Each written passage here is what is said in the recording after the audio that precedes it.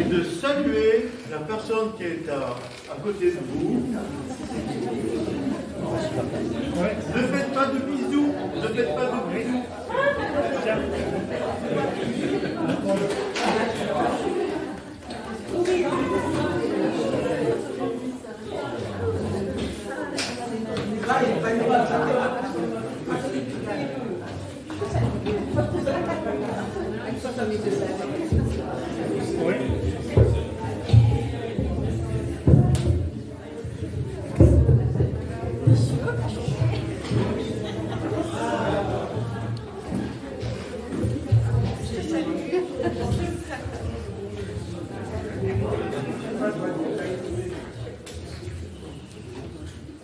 Voilà, maintenant on peut s'asseoir.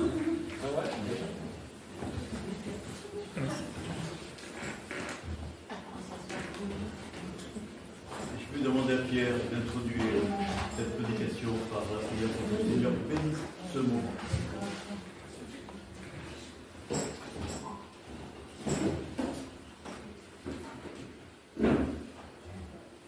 Oui, Seigneur, on veut t'adresser cette prière que pendant ce temps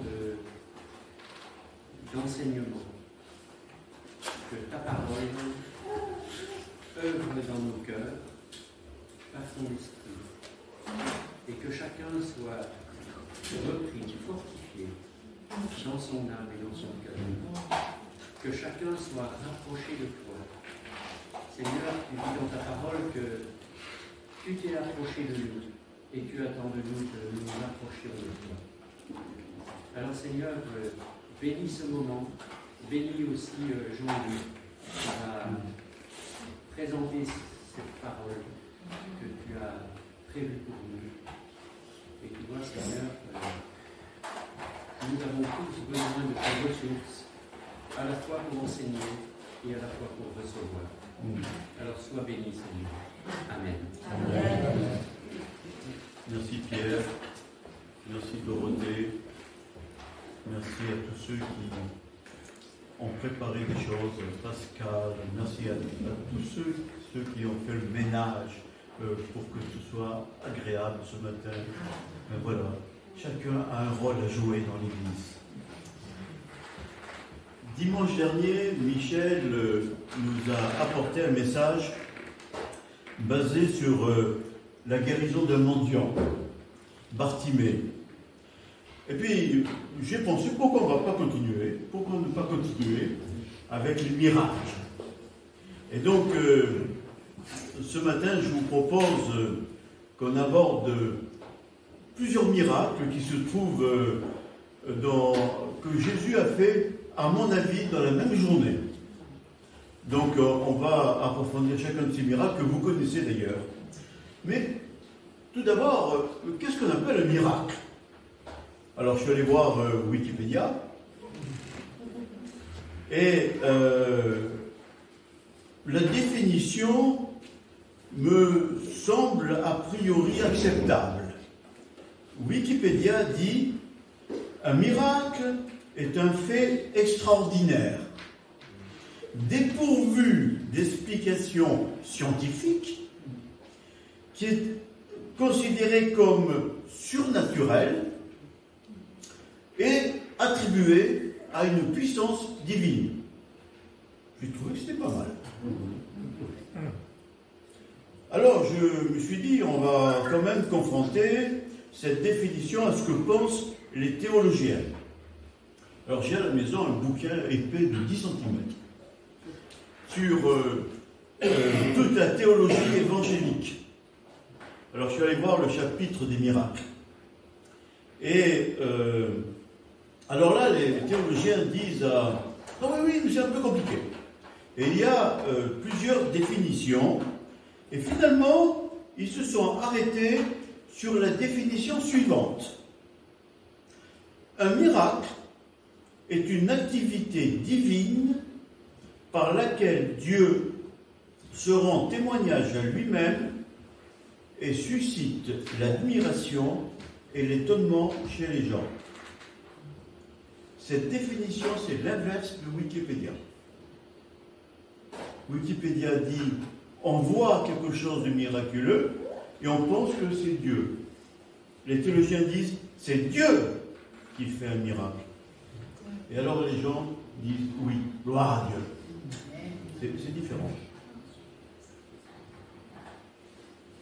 Alors, dans le Nouveau Testament, on voit effectivement que les miracles apportent la preuve que Dieu est vraiment à l'œuvre. Et souvent, ces miracles servent à faire avancer l'Évangile. Mais en même temps, Jésus nous avertit que ce n'est pas par les miracles et les prodiges qui amènent les gens à croire. Alors, je vous propose donc, à la lumière de ce qu'on vient de dire, de regarder 4 miracles. Et nous allons voir que Jésus est plus fort que la tempête, plus fort que les démons, plus fort que la maladie, plus fort que la mort. Et ces 4 miracles se trouvent à la fois dans Matthieu, dans Marc et dans Luc. Et j'ai eu déjà l'occasion de dire à plusieurs reprises, quand des choses dans la Bible se retrouvent 2 fois, c'est important. 3 fois, c'est super important. Alors, ce matin, on va plutôt lire la narration que fait Marc sur ces 4 miracles. Et le premier miracle se trouve dans Marc, chapitre 4, verset 35. Ce même jour, sur le soir, Jésus leur dit, passant sur l'autre bord. Là, il s'agit du lac de Génézareth, qu'on appelle aussi mer de Galilée. Un jour, j'étais en Israël et je suis allé au lac de Génézareth. Et le soir, quand je suis revenu chez nos amis juifs, j'ai dit, aujourd'hui, je suis allé au lac de Génézareth. Alors ils ont dit, quoi? Où tu es allé? Ah non, je suis allé à la mer de Galilée. Quoi? Où tu es allé? Ah oui, pardon, au lac de Tibériade. C'est un endroit qui a plusieurs noms. Et en hébreu, c'est même Kinneret. Ça, c'est pour l'histoire. Quand vous parlez avec des juifs, il ne faut pas parler des noms de l'Évangile, il faut le dire avec les noms d'aujourd'hui. Donc le lac du Tibériade aujourd'hui.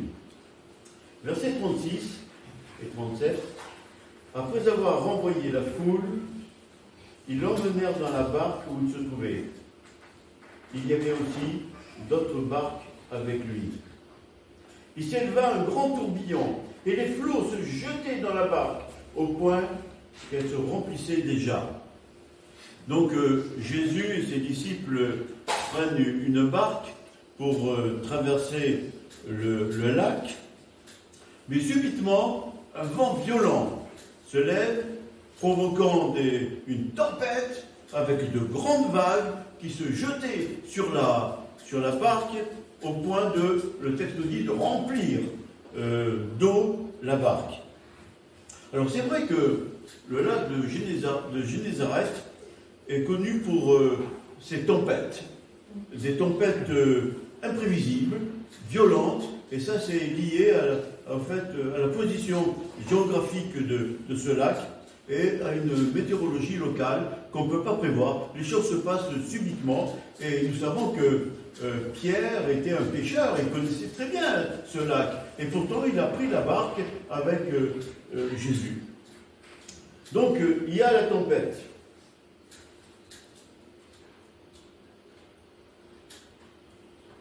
Au verset 38, Jésus dormait à la poupe sur le coussin.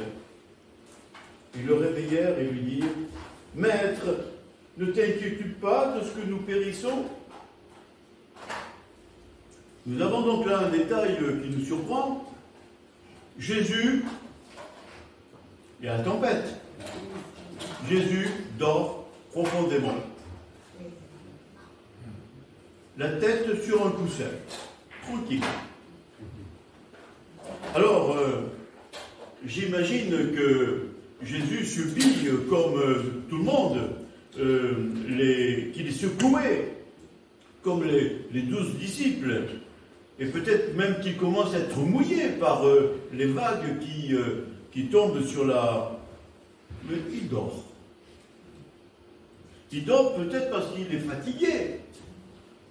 Fatigué par son travail incessant, par le fait qu'il était tout le temps sur le qui-vive pour enseigner la foule.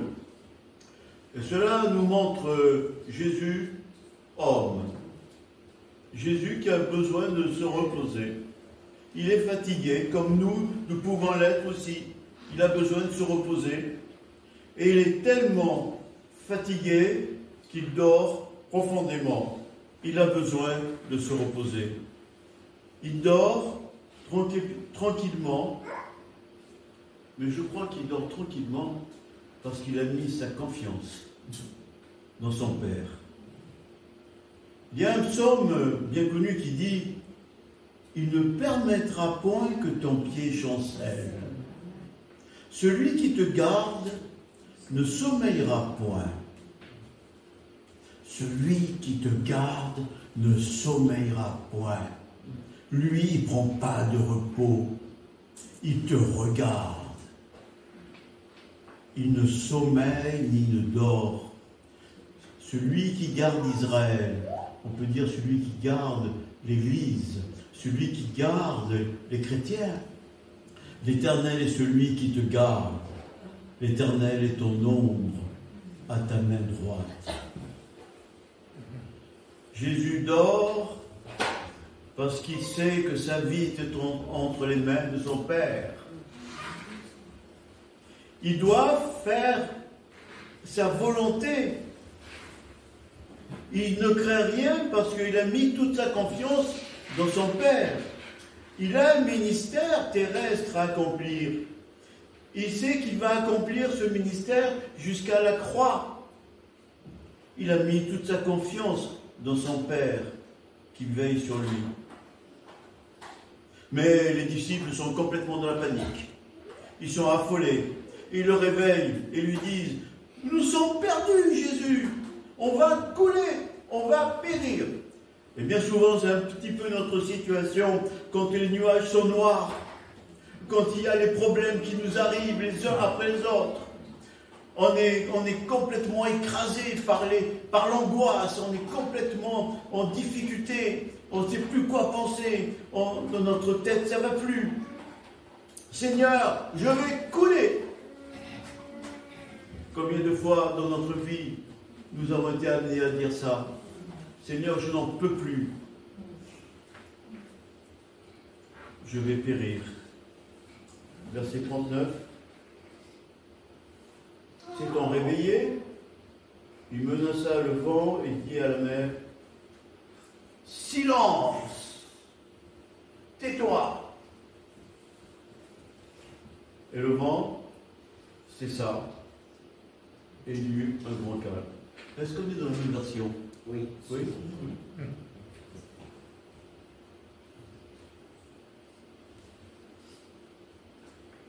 Et puis, au verset 40, Jésus leur dit, « Pourquoi avez-vous si peur?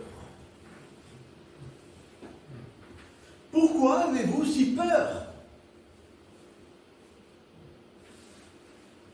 Vous n'avez point de foi? »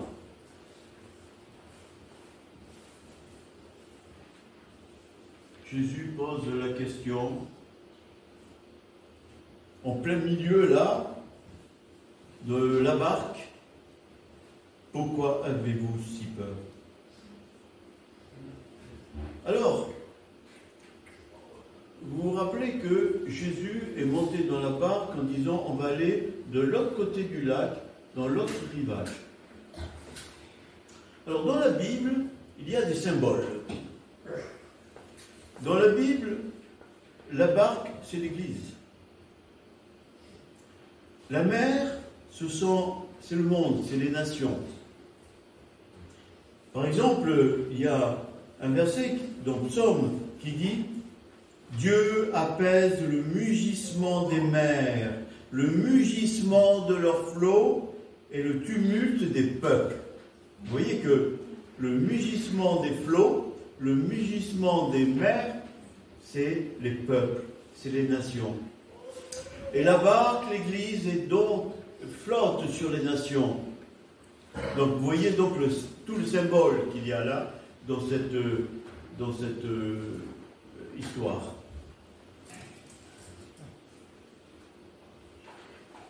Et il s'agit d'aller à l'autre rivage. C'est ce que chacun d'entre nous sommes dans notre vie, nous sommes appelés à aller dans l'autre rivage, là où le Seigneur nous attend. Mais le Seigneur ne nous a jamais dit, ça sera tranquillo. Le Seigneur ne nous a jamais promis qu'on va entrer dans la barque et que la barque va nous amener jusqu'à l'autre rivage sans problème. Il ne nous a jamais promis ça. On est dans la barque.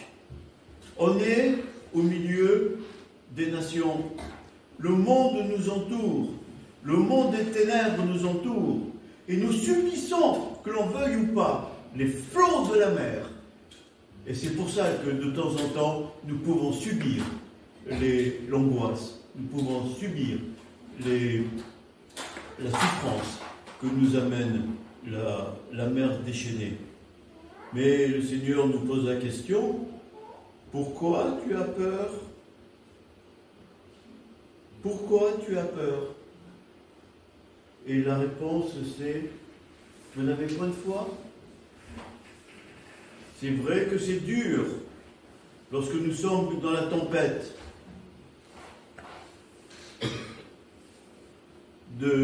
d'avoir les idées claires. Mes frères et sœurs, rappelons-nous que le Seigneur est avec nous.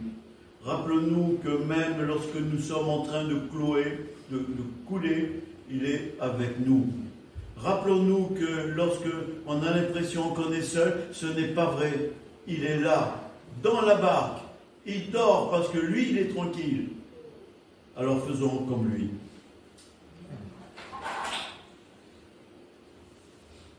Jésus a parlé au vent et à la mer. Silence, tais-toi. Jésus est plus fort que la tempête. Je me suis posé plusieurs fois la question en disant, mais Jésus, là, il est homme. Et d'ailleurs, les disciples vont poser la question, verset 41. Ils furent saisis d'une grande frayeur et se dirent les uns aux autres, quel est donc celui-ci à qui obéissent même le vent et la mer? Ils avaient suivi Jésus, mais ils avaient suivi un copain. Ils avaient suivi un homme. Ils n'avaient pas encore compris qu'ils étaient en train de suivre le Fils de Dieu. Et là, ils voient celui qui pensait être un homme parler au vent, menacer le vent, menacer la mer. Parce que Jésus est plus fort que la tempête. Et on nous a rappelé ce matin, Dorothée nous a rappelé ce matin, que Élie a fait la même chose. Il a prié pour qu'il y ait plus de pluie pendant 3 ans et demi. Et puis, l'Épître Jacques nous dit qu'il a aussi prié pour qu'il pleuve. Jésus était homme, mais il avait aussi les caractéristiques de Dieu.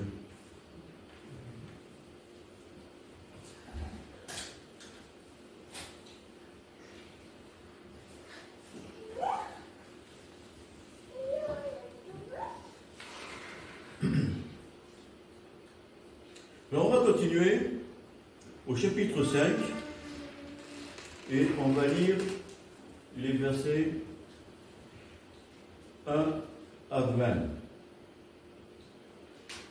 Ils arrivèrent sur l'autre bord de la mer, dans le pays des Gadaréniens.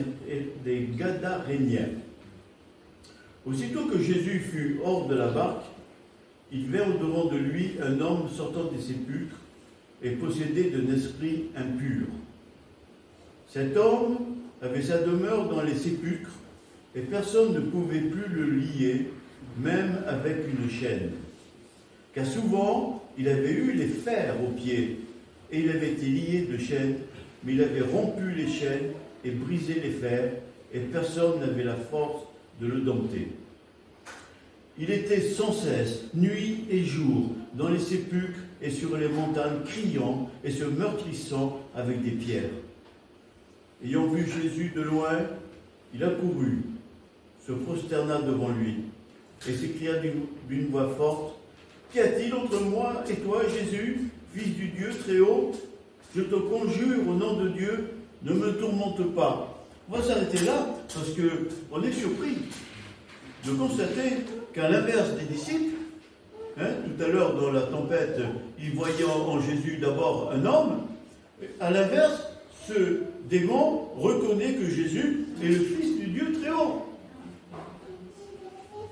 Alors, c'est pas qu'il s'est converti, il ne peut pas. Pourquoi? Vous vous rappelez que un jour, un ange qui s'appelait Lucifer, qui était le plus beau des anges, s'est rebellé contre Dieu. Et avec lui, il a emmené des anges. Et ces anges-là, déchus, sont devenus des démons. Mais les anges et les démons connaissent que Jésus est le Fils de Dieu. Et c'est pour ça que là, il peut le dire, qu'y a-t-il entre moi et toi, Jésus, Fils du Dieu très haut? Le diable et ses démons savent que Jésus est le Messie. Et c'est pour cela qu'à travers les pharisiens, il va tout faire pour empêcher la victoire de Jésus. Mais il y a quelque chose que le diable n'avait pas anticipé. C'est ce qui se passerait à la croix. Ça, il n'avait pas vu que Jésus allait être cloué à la croix en sacrifice. Et il n'avait pas prévu que Jésus allait ressusciter. Et ça, c'est la victoire de Jésus. C'est clairement une victoire sur Satan, sur les démons. Verset 8. Jésus lui disait, « Sors de cet homme, esprit impur. » Et il lui demanda, « Quel est ton nom ?»« Légion est mon nom, lui répondit, car nous sommes plusieurs. » Et il le prie instamment de ne pas les envoyer hors du pays. Il y avait là, vers la montagne, un grand troupeau de pourceaux qui paissaient. Et les démons le prièrent, disant, « Envoie-nous dans ces pourceaux, afin que nous entrions en eux. » Et il le leur permit. Et les esprits impurs sortirent, entrèrent dans les pourceaux, et le troupeau se précipita des pentes escarpées dans la mer. Il y en avait environ 2000. Et ils se noyèrent dans la mer. Ceux qui les faisaient paître s'enfuirent, et ils répandirent la nouvelle dans la ville et dans les campagnes. Les gens allaient voir ce qui était arrivé. Ils vinrent auprès de Jésus et ils virent le démoniaque, celui qui avait eu la légion. Il était assis, vêtu et dans son bon sens, et ils furent saisis de frayeur. Jésus est plus fort que les démons. Jésus délivre. Et peut-être que nous pouvons avoir nos démons intérieurs.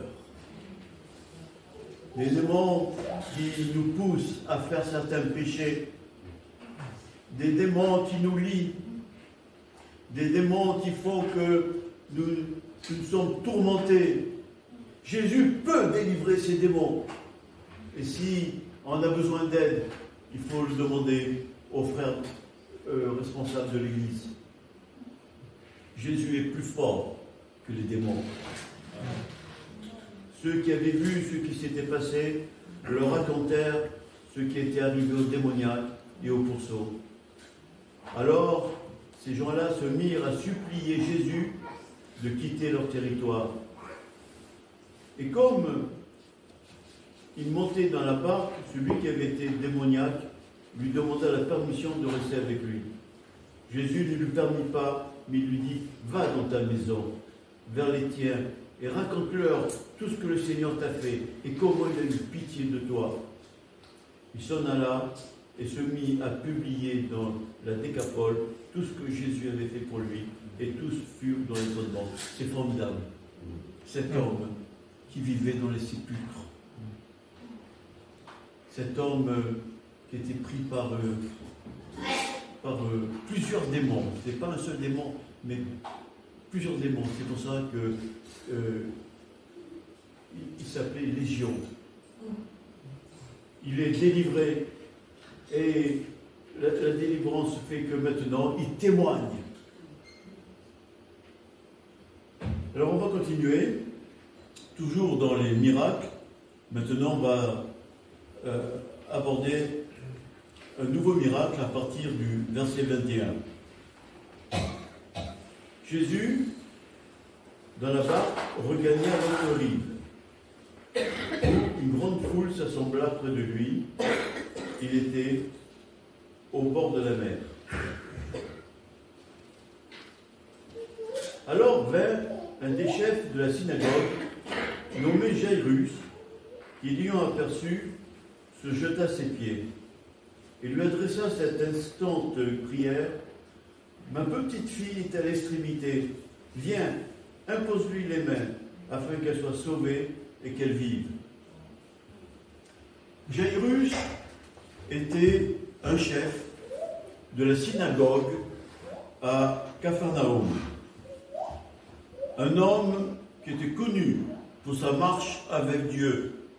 Et on n'a pas beaucoup d'informations, mais on peut imaginer à travers toute cette histoire qui va suivre qu'il avait une vie sanctifiée. Il avait foi en Dieu. Et il avait une fille qui avait 12 ans. Et on nous dit qu'elle souffrait d'une maladie qui maintenant l'amenait à la mort. Et Jairus a peut-être essayé toutes sortes de solutions pour aider sa fille à guérir. Mais là, il n'a plus d'espoir. Sa fille est mourante. La fin s'approche. Il ne sait plus quoi faire. Il est accablé. Sa fille se meurt. Personne ne semble pouvoir l'aider. Personne ne semble pouvoir la sauver. Alors il se pose la question, mais qu'est-ce que je peux faire? Est-ce que je vais abandonner ma fille comme elle est? Est-ce que je vais me résigner à son sort? Est-ce que je vais laisser mourir ma fille? Pas question, loin de là. Mais moi je suis chef de la synagogue. Et j'entends que les gens de la synagogue disent, attention, Jésus est dangereux, il faut se méfier de lui. Les pharisiens le disent. Moi, chef de la synagogue, je suis contraint d'obéir à mes chefs. Mais j'entends que Jésus guérit. Alors, peut-être que je vais m'approcher de Jésus. Alors, c'est ce qu'il fait. Et le texte nous dit qu'il se jette à ses pieds devant tout le monde. Ceux qui vont à la synagogue le voient. Il se jette aux pieds de Jésus. Et il implore d'opérer un miracle. Jairus, en faisant cela, est allé à l'encontre de tous les avertissements qui circulent au sujet de Jésus. Alors oui, il avait entendu les témoignages de guérison et de délivrance. Mais les autorités religieuses avaient averti que Jésus était dangereux, et même s'il opérait des miracles, il ne fait pas des prodiges par la puissance de Dieu, mais il est un associé du diable. Voilà ce qu'il disait.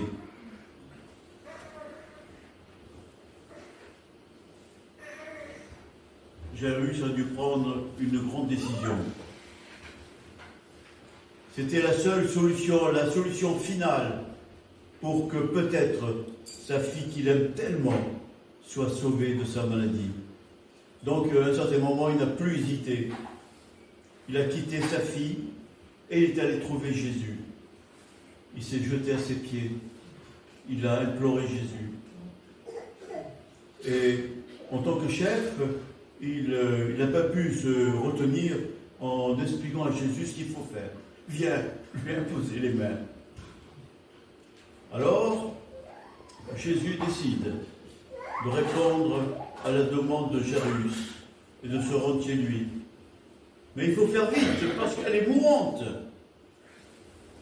Mais alors qu'ils se mettent en route, une parenthèse imprévue va s'ouvrir, qui va les retarder. Alors, on va lire cette parenthèse à partir du verset 24. Jésus s'en alla avec lui, avec Jairus, et une grande foule le suivait et le pressait. Or, il y avait une femme atteinte d'une perte de sang depuis 12 ans. Elle avait beaucoup souffert entre les mains de plusieurs médecins. Elle avait dépensé tout ce qu'elle possédait.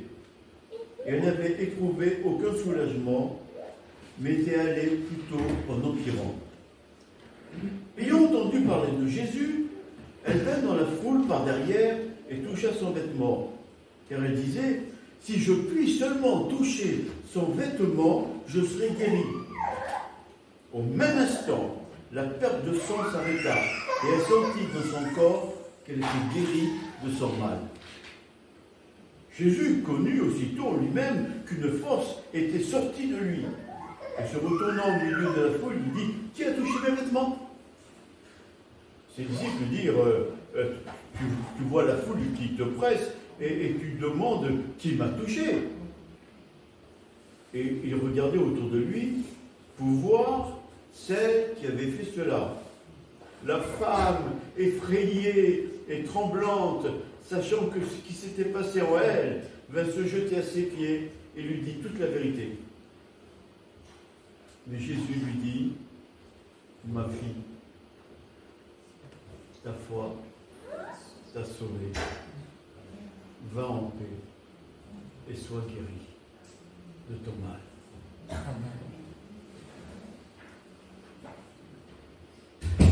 Cette femme avait une perte de sang.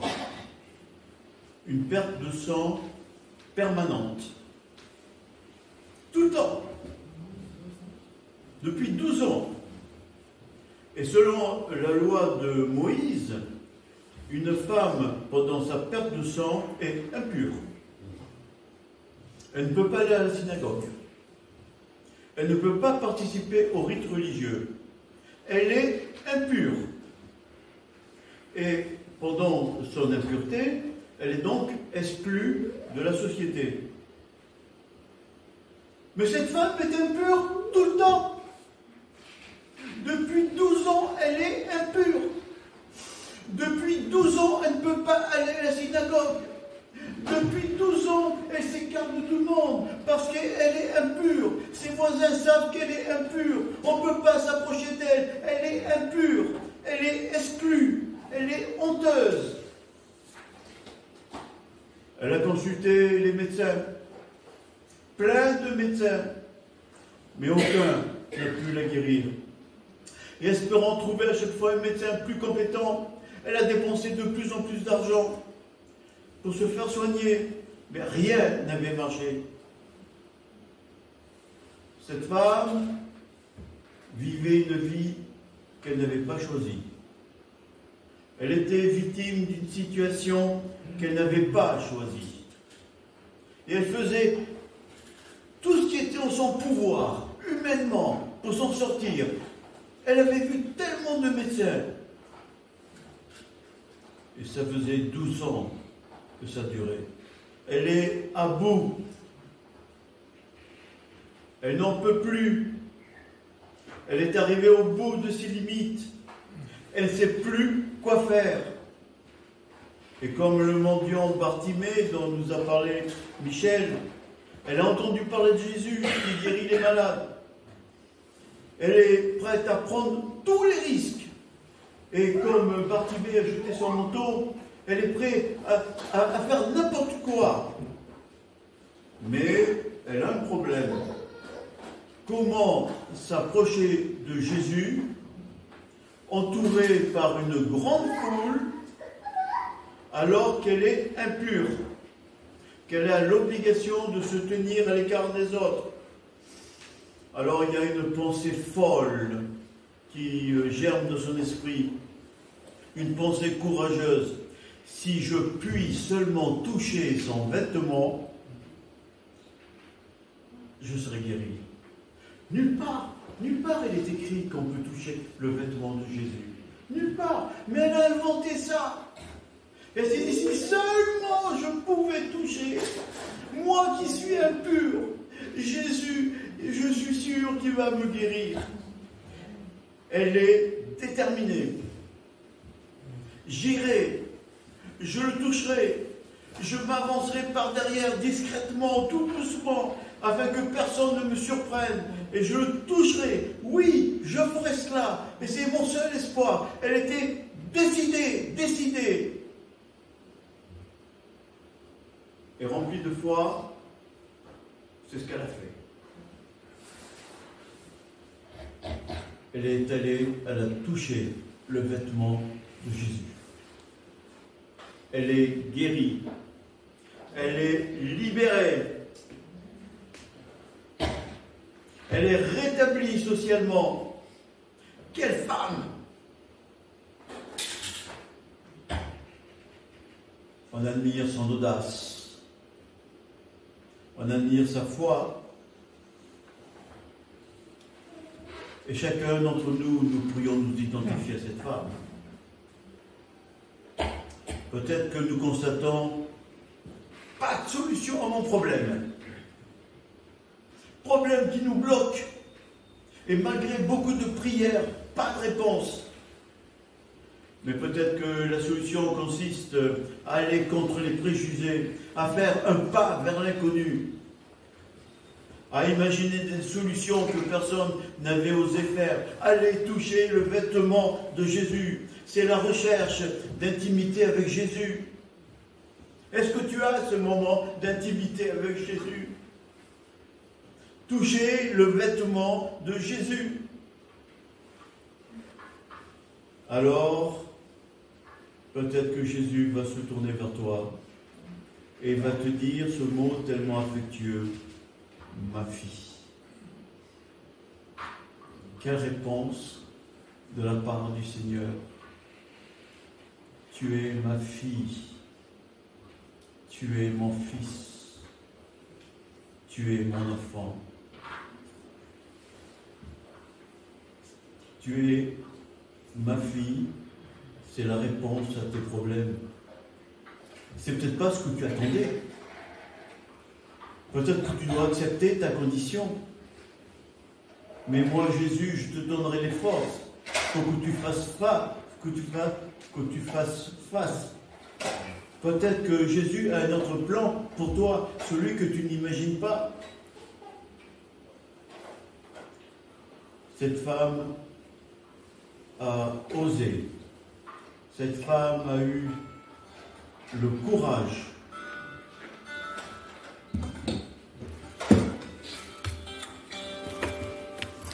mais cette femme a retardé Jésus.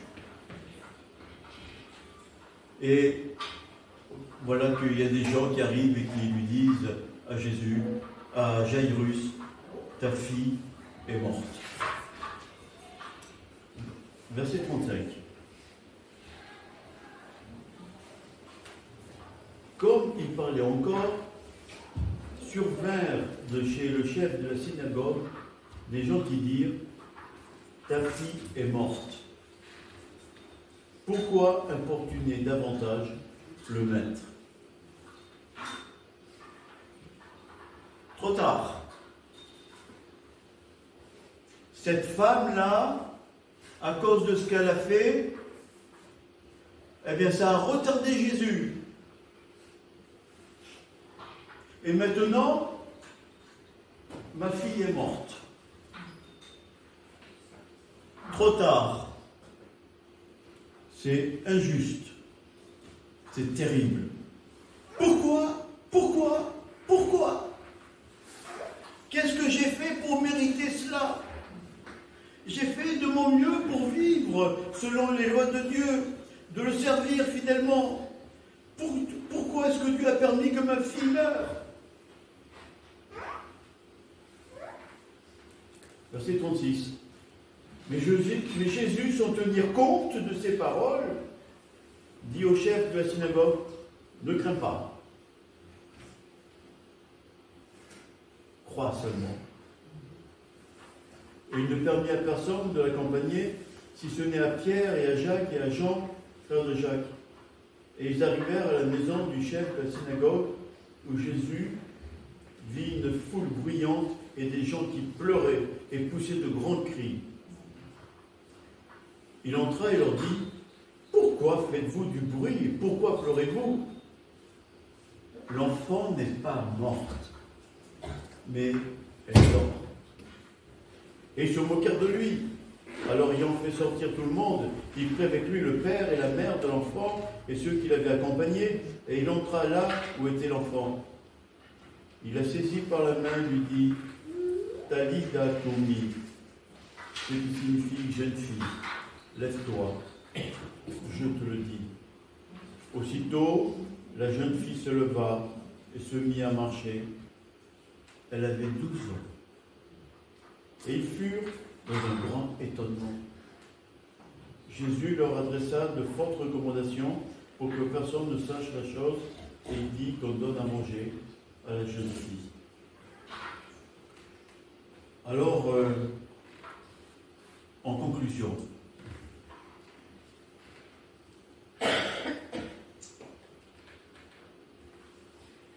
le Seigneur est plus fort que la tempête. Le Seigneur est plus fort que les démons. Le Seigneur est plus fort que la maladie. Le Seigneur est plus fort que la mort. Pourquoi avez-vous si peur? Ma fille, va en paix. Jeune fille, lève-toi, je te l'ordonne. Je prie. Père céleste, nous avons entendu ce matin que Jésus est plus fort que la tempête, plus fort que les démons, plus fort que la maladie, plus fort que la mort. Ces histoires que nous avons entendues ce matin nous amènent à nous sentir en sécurité à tes côtés, Seigneur.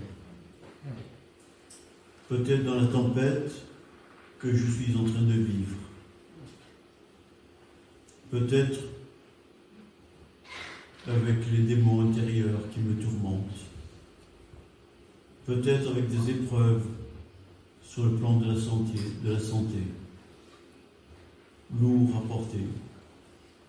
Si tu le veux, Seigneur, accorde-moi une mesure de guérison. Et Seigneur, si ce n'est pas ton plan, affermis mon espérance.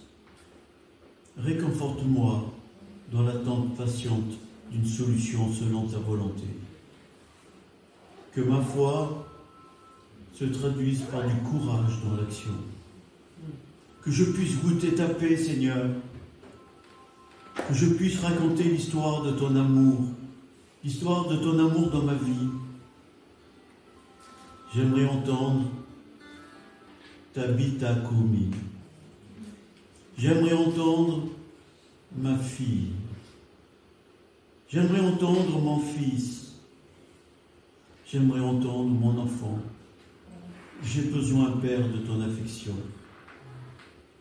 Je voudrais dire comme le mendiant Bartimée, mon Rabouni, mon bon maître, mon Jésus, mon Sauveur, mon Seigneur.